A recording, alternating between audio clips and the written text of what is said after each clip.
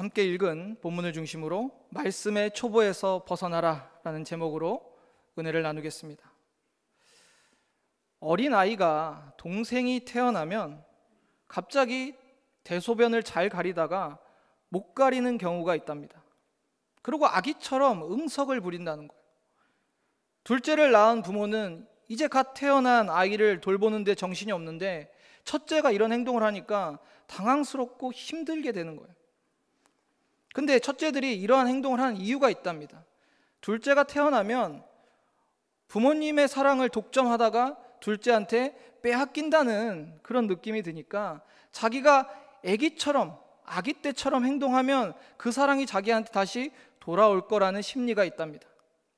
그런데 이 첫째가 계속 대소변을 못 가리고 응석만 부리고 엄마 젖을 찾고 있다면 이거는 분명한 문제가 있는 거죠.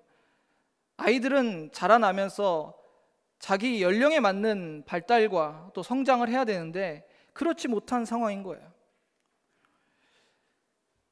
본문의 말씀을 보면 이처럼 신앙도 때에 따라서 성장해야 되는데 그렇지 못한 것이 문제라는 겁니다.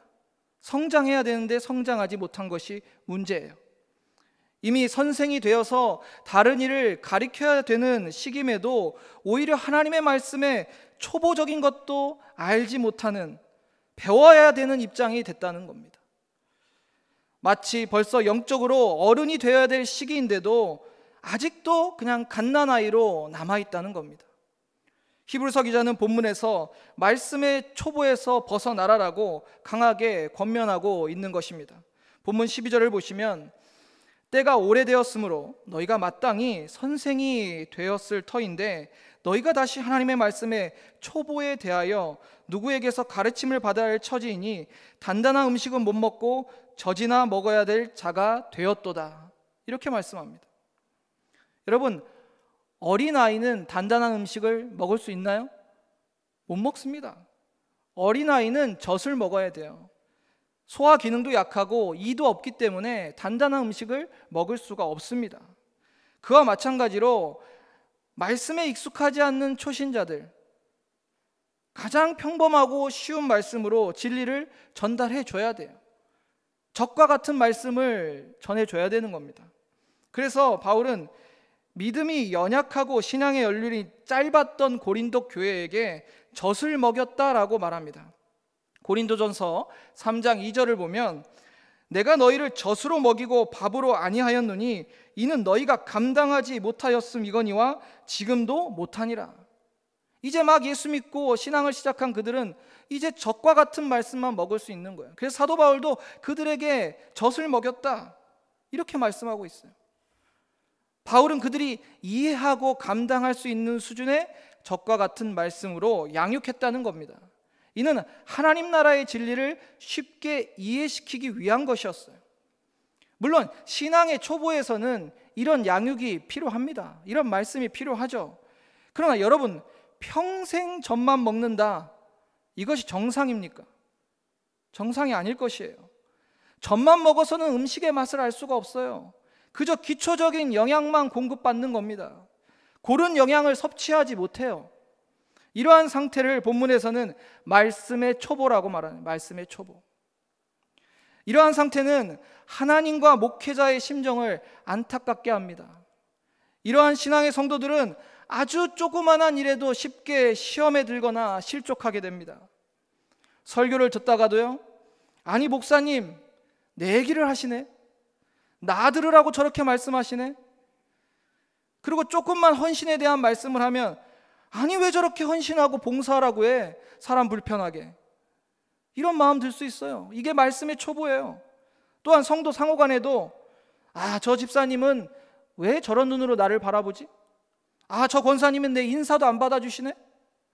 이렇게 혼자서 온갖 시험거리를 안고 살아요. 영적 어린아이 같은 신앙입니다. 오랫동안 신앙생활을 했더라도 직분이 장로님, 권사님이라고 할지라도 이런 어린아이 같은 신앙이 있을 수 있어요. 저희 아버지께서 목회하시는 교회에 개척 초기부터 함께 하셨던 안수 집사님, 권사님 부부가 계셨어요. 근데 이분들이 항상 꼭 목사님 설교가 끝나면 왜 목사님 꼭 나를 겨냥해서 설교하십니까? 라고 불만을 말씀하세요. 불만을. 나 들으라고 왜 그렇게 얘기하시냐고. 아니, 어느 목사님이 성도를 표적해가지고 설교하는 목사가 어디 있습니까? 그분의 마음속에 성령께서 깨닫게 하시고 찔림이 왔으면 스스로 변화하고 그 말씀에 순종해야지. 아니, 목사님 왜 자꾸 나를 겨냥해서 설교하냐고. 결국 그분들은 교회 떠났어요. 개척 초기부터 오랫동안 함께 하셨지만 맨날 담임 목사님이 나를 겨냥해서 설교한다고 오해하고 결국 떠나셨습니다. 여러분, 이런 신앙의 연륜은 오래됐고 직분이 아무리 받았다 할지라도 이런 모습은 영적 어린아이와 같은 모습인 겁니다. 그리고 교회 안에서 은근히 계급 아닌 계급을 따지는 경우가 있어요. 내가 신앙생활을 몇 년을 했고, 내가 우리 교회를 얼마나 섬겼고, 내 직분이 무엇이며, 나는 이러한 신앙의 집안을 내 배경으로 갖고 있습니다. 이런 것들이 교회 안에 있을 수 있습니까? 또한 이러한 모습들이 어떻게 영적으로 성숙한 모습일 수 있겠습니까? 아니, 교회 안에 계급이 어디 있습니까? 없어요. 아니, 있다고 한다면 목사의 계급이 가장 낮습니다. 가장 낮은 자리에서 섬겨야 되는 게 목사고 그 다음이 장로님, 권사님들이세요. 계급 아니에요. 그리고 하나님 나라의 진리는 섬기는 자가 큰 자입니다. 여러분이 신앙의 큰 자라면 더 낮은 자세로 겸손하게 섬기셔야 돼요. 장로님, 권사님은 군림하는 자리가 아닙니다. 가장 낮은 자리에서 섬기고 봉사하는 자리예요. 우리에게 얼마나 신앙의 허세가 있는 줄 아십니까? 신앙의 허세. 여러분, 어린아이가 자기가 어른인 척 하려고 아빠 양복 입고 엄마 옷 입는다고 해서 어른이 됩니까? 딱 봐도 어린아이가 어른 흉내내는 거 느껴지지 않습니까? 그의 삶에서는 전혀 신앙의 성숙한 삶이 아닌데, 행함이 없는데 그저 나는 신앙의 어른이요, 거룩한 이런 모습을 보이려고 한다 해서 그게 보여지고 또 인정이 됩니까? 전에 제가 사역하던 교회에 예배가 끝나고 나오는데 출입구에 누가 봐도 너무나 큰 쓰레기가 떨어져 있었어요. 누가 봐도 보여요. 아주 큰 쓰레기가 떨어져 있어요. 근데 수많은 성도들이 그냥 지나쳐요. 아무도 그 쓰레기를 줍는 분이 없어요. 그 속에는 장로님, 권사님들 많이 계셨어요. 아무도 안 주워요. 그냥 지나갑니다. 아니, 쓰레기 하나 줍고 안 줍고가 신앙의 어떤 척도를 말할 수 있습니까? 아니요. 여러분, 그런 작은 섬김도 못하면서 어떻게 나에게 신앙이 있다 말할 수 있습니까? 주님의 몸된 교회를 사랑한다면 허리를 굽혀서 그 쓰레기를 주울 수 있어야 돼요. 아무도 줍지 않더라고요. 물론 우리 교회 얘기는 아닙니다. 저는 사실 많이 감동을 받고 있어요. 우리 장로님들 묵묵히 담배꽁초도 주우시고 화단에 쓰레기도 주우시고 나무도 다듬으시고 말하지 않고 드러내지도 않고 그냥 조용히 하시는 분들 계세요. 권사님들 마찬가지입니다. 꾸준히 일 마다 않고, 얼마 전에 우리 주방 대청소할 때 얼마나 제가 감동한지 몰라요. 그 더러운 거 손으로 다 만져가면서 다 닦아내고, 그런 모습이 영적 어른의 모습이에요.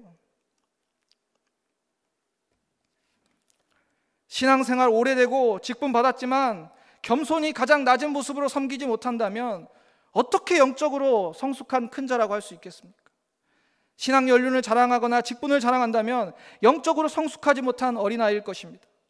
여러분, 교회에 젖만 먹을 수밖에 없는 영적 어린아이들만 많으면 어떻게 되는지 아십니까? 목사님들이 젖병 들고 다니면서 젖병 목회해야 돼요. 목사님, 저 시험에 들었어요. 저 서운해요.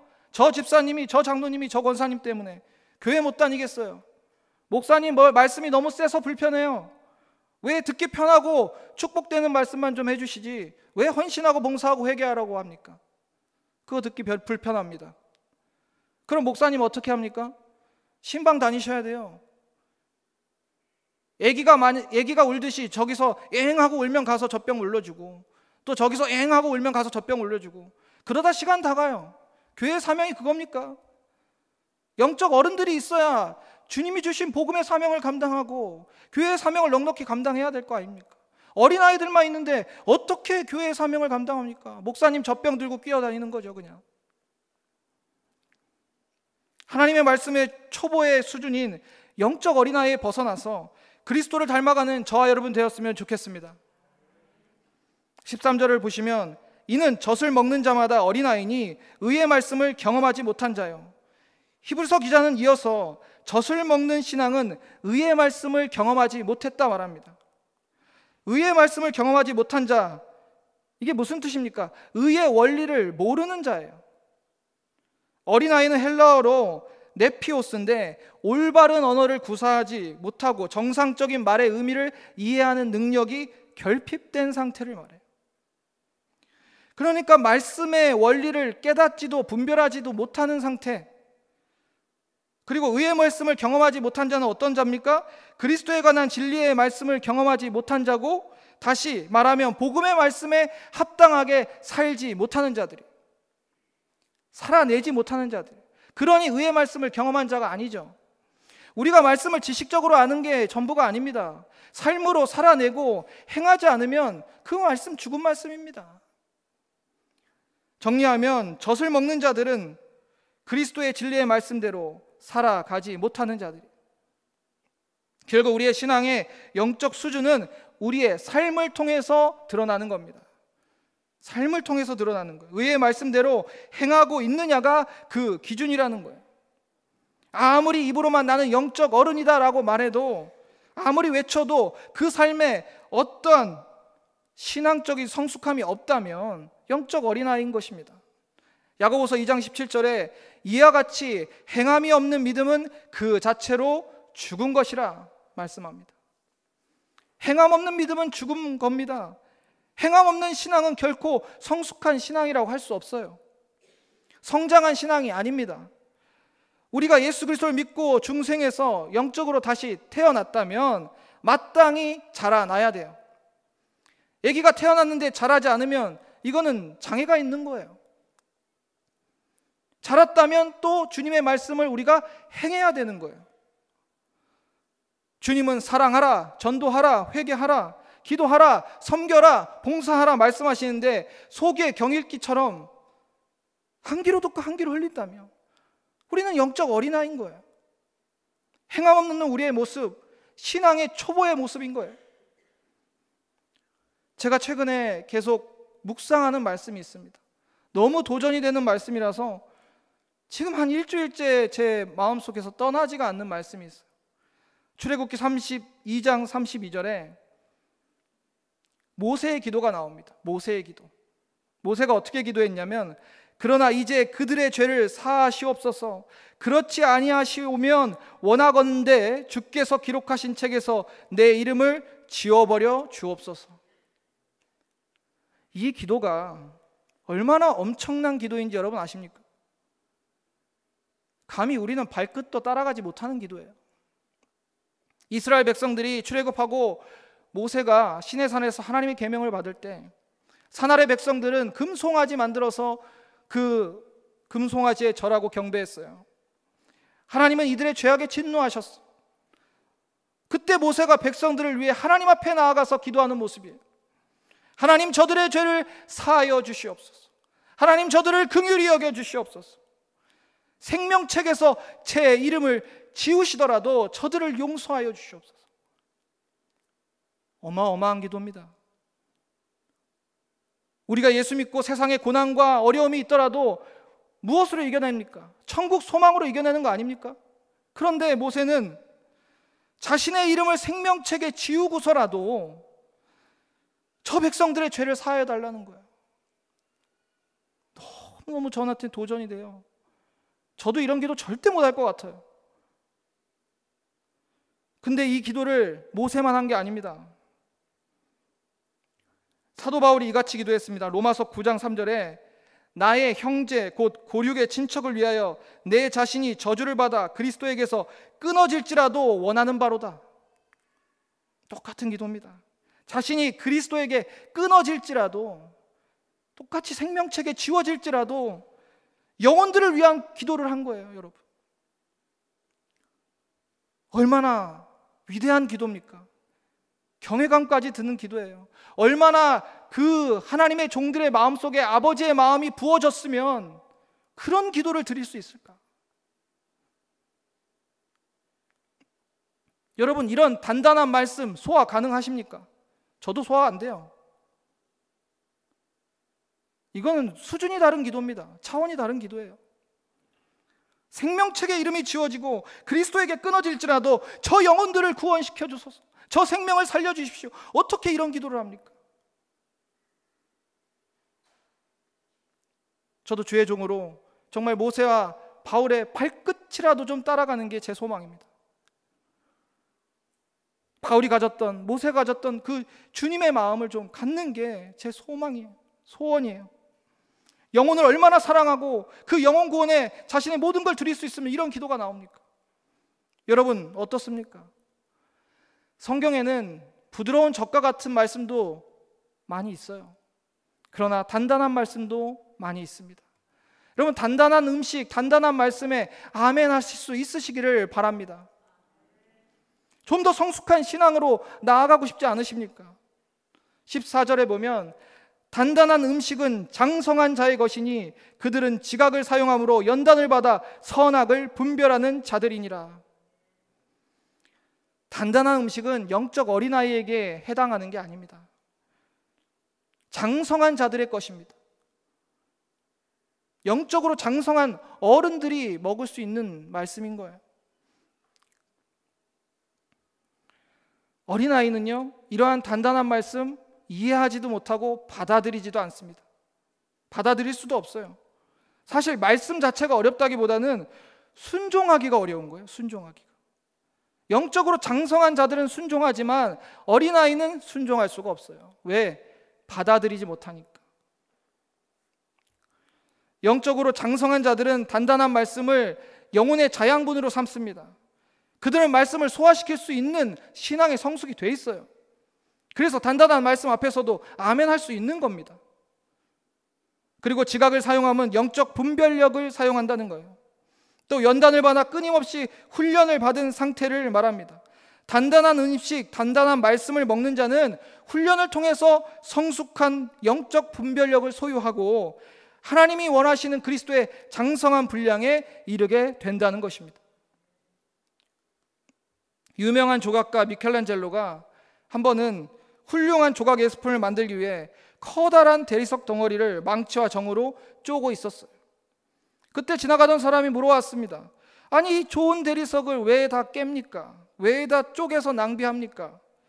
그때 미켈란젤로가 이 대리석이 깨져야, 이 대리석이 깨져 나갈 때야 비로소 조각이 살아나게 됩니다. 이렇게 대답했대요. 이처럼 우리의 심령이 연단을 받아 깨어져 나가고 내 자아가 깨어져 부서져 가야지 그리스도의 형상이 나타난다는 거예요. 우리의 자아는 연단 곧 영적 훈련을 통해서 깨어져 나갈 때 비로소 그리스도의 모습이 드러나는 겁니다. 자아가 깨어지고 성장할 때 그 느끼는 성장통이 싫어서 많은 성도들은 그걸 원치 않습니다. 연단 없이 그리스도인은 성장하지 않아요.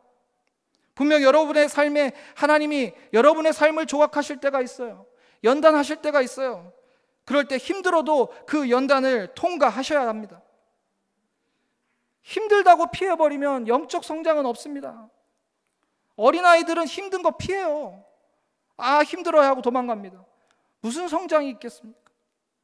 우리 중에 먼저 예수를 믿기는 했지만 성숙하지 못한 사람들이 있을 수 있어요. 교회 안의 문제는 대부분 이런 영적 미성숙한 성도들 때문에 일어납니다. 부모가 어린아이를 보면 늘 노심초사하잖아요. 걱정이 되잖아요. 그런 것 같이 이런 영적 어린아이 상태에 있는 성도들이 많은 공동체는 하나님이 늘 노심초사하실 것 같아. 늘 염려와 걱정이 되실 것 같아. 여러분요, 성도는요, 어린아이가 성장하는 것 같이 신앙이 영적으로 성장해 가야 됩니다. 히브리서 기자는 이 서신을 읽는 독자들에게 그들의 신앙의 연륜이 이미 깊었음에도 마땅히 선생이 되지 못하고 아직도 하나님의 말씀에 초보를 걷고 있다는 것을 안타까워했습니다. 이거는 교회적으로도 손실이요 하나님 보시기에도 옳은 일이 아닙니다. 그러므로 자라나는 초목이 뿌리를 통해서 힘차게 자양분과 수분을 흡수해서 성장하듯이 하나님의 모든 말씀을 은혜로 받아들이고 영혼에 채워서 믿음의 성장을 하시기를 부탁을 드립니다. 우리는 계속 성장해야 됩니다. 성장하지 않는 사람을 보는 것은 괴로운 일이에요. 특히 성장하지 않는 자녀를 둔 부모의 마음이 얼마나 괴롭습니까? 하나님의 심정도 그렇습니다. 성도가 구원을 받았으면 때가 되면 가르칠 수 있을 만큼 자라나야 되는데 계속 젖만 달라고 한다면 이건 심각한 것입니다. 우리의 신앙 상태는 어떻습니까? 젖먹이 신앙입니까? 아니면 가르칠 수 있는 신앙입니까? 바라기는 날마다 신앙이 성장하기를 바랍니다. 넉넉히 초신자를 가르칠 수 있고 본을 보일 수 있는 저와 여러분 되었으면 좋겠습니다. 말씀의 초보에서 벗어나는 포항침례교회 성도들 되기를 간절히 소망합니다.